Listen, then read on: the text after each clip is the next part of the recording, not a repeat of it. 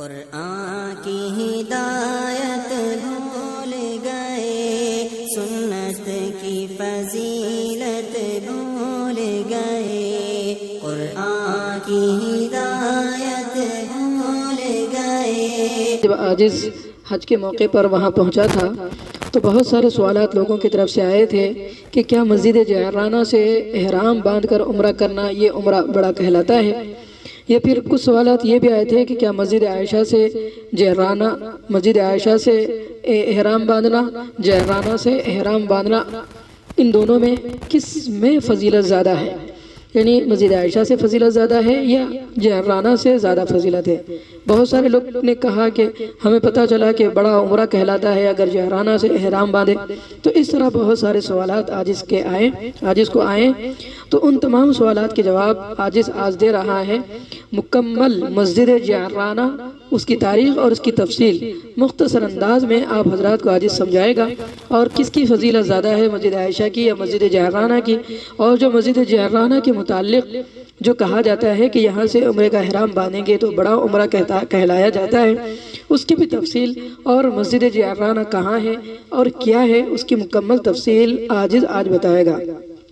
سب سے پہلی بات یہ ہے کہ جو لفظ کہا جاتا ہے،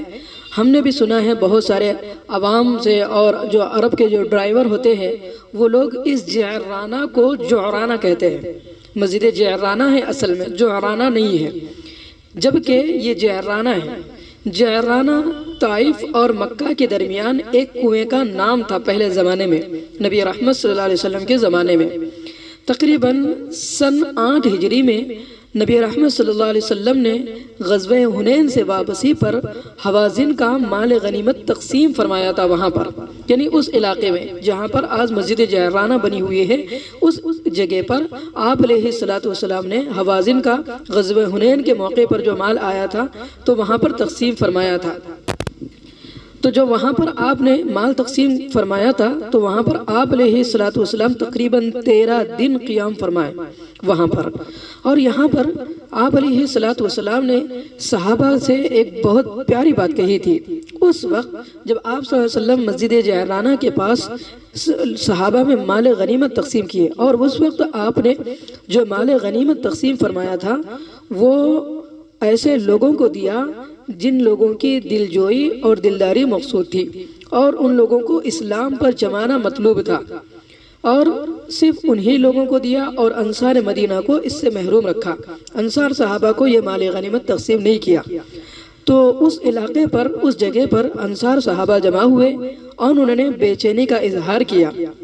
جس پر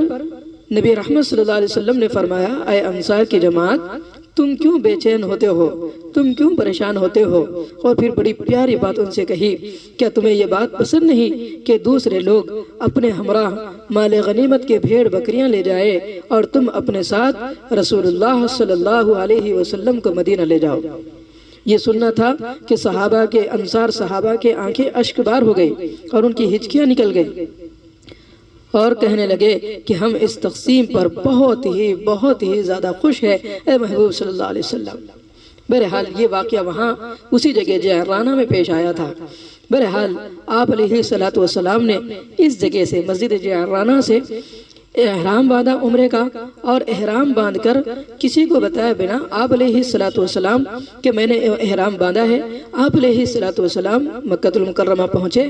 اور وہاں پر جا کر آپ نے یہیں سے احرام باندھ کر گئے تھے جعرانہ سے، اور پھر مکہ مکرمہ میں آپ علیہ السلام نے مکمل عمرہ ادا کیا، پھر واپس آ گئے فوراً عمرے کے بعد۔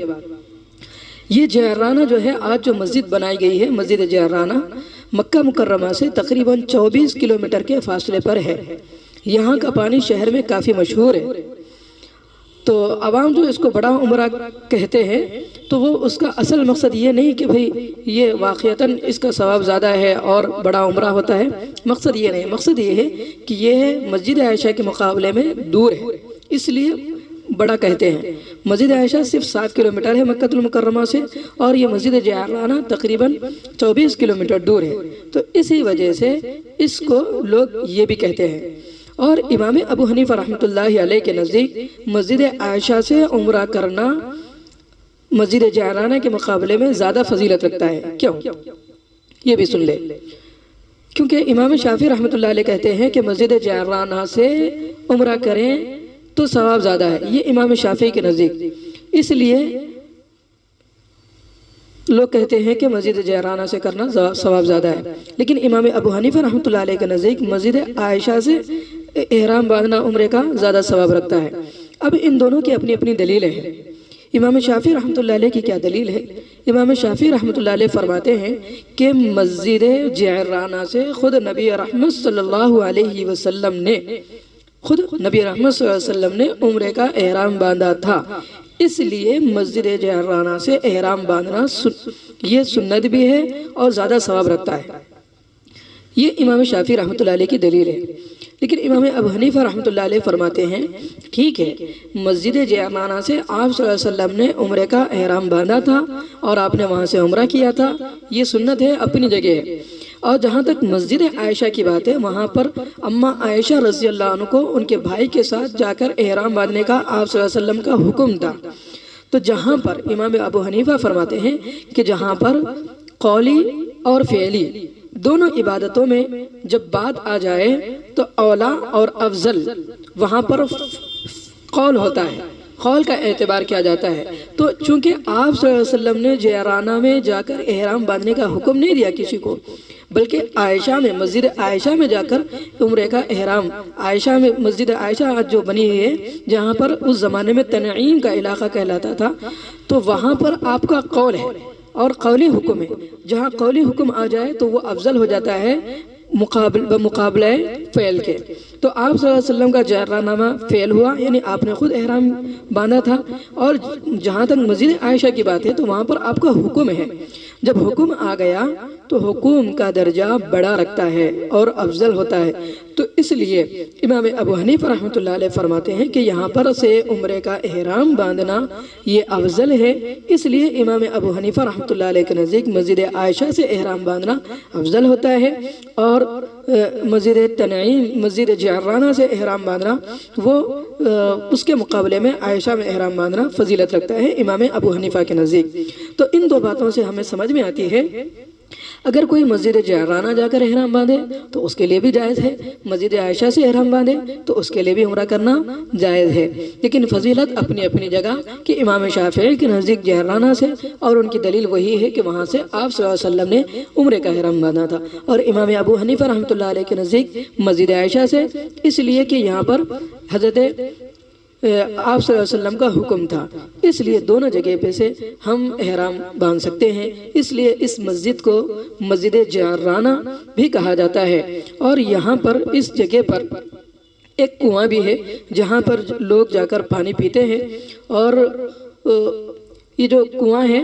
آپ صلی اللہ علیہ وسلم کے زمانے میں یہ کنواں تھا، آپ صلی اللہ علیہ وسلم نے بھی اس کنویں کا پانی پیا تھا، اور لوگ اس جگہ آپ صلی اللہ علیہ وسلم نے اس کنویں کے اندر اپنا لعاب دہن بھی ڈالا تھا، اس لیے لوگ وہاں جا کر پانی پیتے ہیں اس کنویں سے تاکہ اس سے بیماری دور ہو جائے، اور بہت سارے لوگ آ کر اس کا پانی پیتے ہیں تاکہ بیماری سے شفا ہو جائے۔ بہرحال یہ جو جعرانہ ہے مسجد جعرانہ، یہ اصل میں آپ صلی اللہ علیہ وسلم کے زمانے میں اس کا نام جعرانہ تھا، آج بھی یہی ہونا چاہیے، لیکن لوگ اسے جعرانہ کہتے ہیں، یہ غلط لفظ ہے، جعرانہ کہنا چاہیے۔ اللہ تعالیٰ سے دعا کرتے ہیں کہ اللہ تعالیٰ ہم سب کو بار بار بیت اللہ پہنچنے کی توفیق نصیب فرمائیں، اور مسجد جعرانہ سے بھی اور مسجد عائشہ سے بھی ہم سب کو بار بار عمرہ کرنے کی اللہ ہم سب کو توفیق نصیب فرمائے۔ جو حضرات بھی مسجد جعرانہ جائیں یا مسجد عائشہ جائیں اور وہاں سے عمرے کا احرام باندھے، اللہ ان سب کے عمرے کو قبول فرمائے، اور صحیح حق اور صحیح تحقیقی بات سن کر سمجھنے کی ہم سب کو توفیق نصیب فرمائے۔ قرآن کی ہدایت بھول گئے، سنت کی فضیلت